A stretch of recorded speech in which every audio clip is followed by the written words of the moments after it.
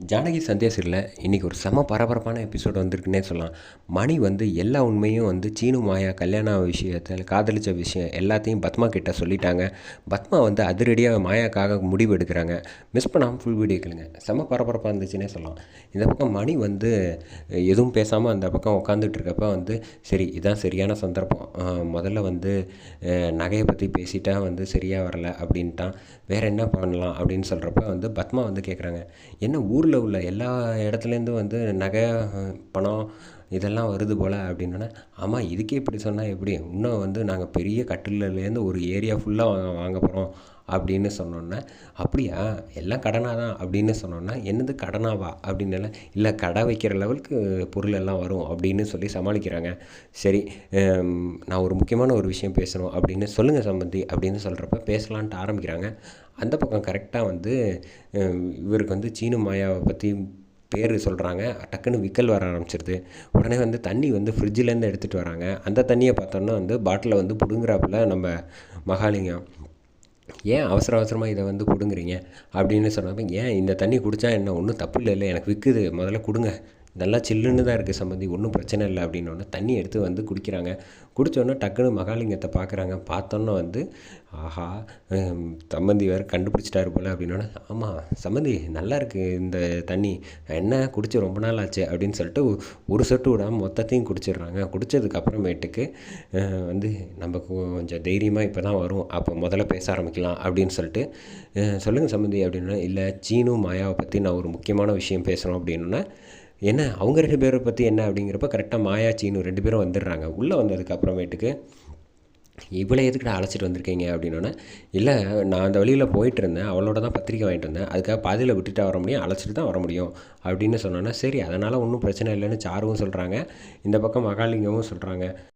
மாயாவை பற்றி தப்பாக வந்து பேசலான்ட்டு வந்து பத்மா வந்து செம்ம கடுப்பில் இருக்கப்ப சரின்ட்டு இந்த பக்கம் சீனு கடுப்பாகி, அவள் இருக்கிறதுனால உங்களுக்கு என்ன பிரச்சனை, தேவையில்லாமல் அவளை பற்றி பேசாதீங்க அப்படின்னு சீனு தடுத்து கோவப்பட்டு அங்கேருந்து கிளம்பி வெளில வந்துடுறாங்க.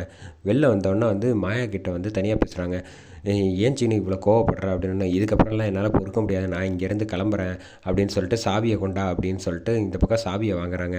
சாவியை வந்து எடுத்துக்கிட்டதுக்கு அப்புறமேட்டுக்கு, மாயா உனக்கு அவமானப்படுத்துறதுலாம் என்னால் பொறுத்துக்கிட்டு இருக்க முடியாது, அப்போ நீ இன்னும் பழசெல்லாம் மறக்கலையா அப்படின்னோடனே, உன்னை எப்படி மறக்க சொல்கிறேன், என்னால் மறக்க முடியாது அப்படின்னு சொன்னப்போ மேலேருந்து வந்து சாருவும் சரி அந்த பக்கம் பார்வதி 2 பேரும் மாடியிலேருந்து பார்க்குறாங்க.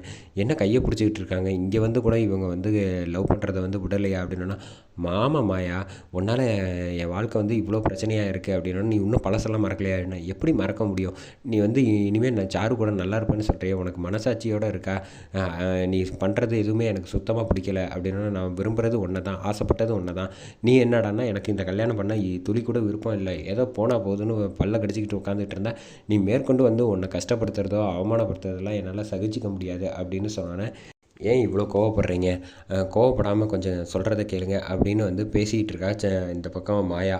அதெல்லாம் நான் கேட்க மாட்டேன் அப்படின்னு சொல்லிட்டு இந்த பக்கம் கரெக்டாக மணி வந்துடுறாப்புல. வெளில வந்தோடனே வந்து பத்மாவை அழைச்சிட்டு போயிடுறாங்க. இங்கே பாரு, நான் ஒரு விஷயம் சொல்கிறேன், என்ன சொல்லணும், இந்த மாயா ஏன் அவள் சீனுக்காக வந்து இவ்வளோ க்ளோஸாக பேசிக்கிட்டு இருக்கா அப்படின்னா, அதெல்லாம் இருக்கட்டும், நம்ம பையனுக்கு இந்த கல்யாணத்தில் விருப்பம் இருக்கா இல்லையான்னு தெரியுமா தெரியாதான்னு கேட்டோன்னா, அவனுக்கு பிடிக்காமையே ஒத்துக்கிட்டு இருக்கான் அப்படின்னோன்னா, அவனுக்கு சுத்தமாக விருப்பமே கிடையாது, அவன் வந்து இன்னொரு பொண்ணை வந்து லவ் பண்ணுறான் அப்படின்னு சொன்னானே, யார் நம்ம பையனா அப்படின்னா, ஆமாம் அப்படின்னு சொன்னோன்னே, அவன் என் பையன் அப்படிலாம் இருக்க மாட்டான், அதெல்லாம் லவ் பண்ணுறான் தான், அவன் யார் தெரியுமா, வேறு யாரும் கிடையாது, மாயாவை தான் அப்படின்னு சொன்னோன்னே, நடந்த விஷயம் எல்லாமே வந்து மாயாவும் சரி சீனுவும் சரி 2 பேரும் லவ் பண்ணுற விஷயம் எல்லாமே ஆரம்பத்துலேருந்து சொன்னோன்னே, இந்த பக்கம் கல்யாணம் வேணான்னு சீனுவை கல்யாணம் பண்ணிக்கிற அளவுக்கு போனதுக்கப்புறமேட்டுக்கு வீட்டை விட்டு அதுக்கப்புறம் வேண்டான்னு மாயா தான் மனசு மாதிரி தியாகம் பண்ணியிருக்கா, அதை முதல்ல புரிஞ்சுக்க அப்படின்னோன்னா பத்மா வந்து அதிர்ச்சியாகி நிற்கிறாங்க.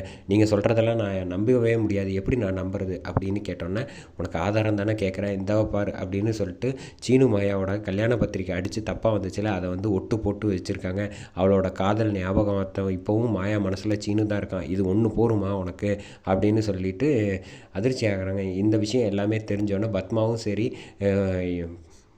பார்வதியும் சரி 2 பேரும் போய் ஜானகி கிட்ட கேட்குறாங்க, மாயா யாரை லவ் பண்ணான்னு தெரியுமா அப்படின்னோடனே, நல்லாவே தெரியுமே சீனுவை தான் அப்படின்னு சொன்னோன்னா, இவங்க 2 பேருக்கும் என்ன நீ எதுவுமே பேசாமல் இப்படி அமைதியாக இருந்திருக்கீங்க அப்படின்னோடனே, மாயாவால் எந்த பிரச்சனையும் வராது, சீனு உன் பையனை வந்து நீ வந்து மனசு மாறாமல் இருக்க சொல்லு, மாயா இந்த கல்யாணத்தை நடத்தி வைக்கிறேன்னு வாக்கு கொடுத்துருக்கா பெரியப்பாக்கு, அந்த வாக்கை வந்து மீற மாட்டா, நீ சீனுவை பார்த்து பேசுகிற வழியை பாரு அப்படிங்கிறாங்க. அதோட முடியுது எபிசோடு.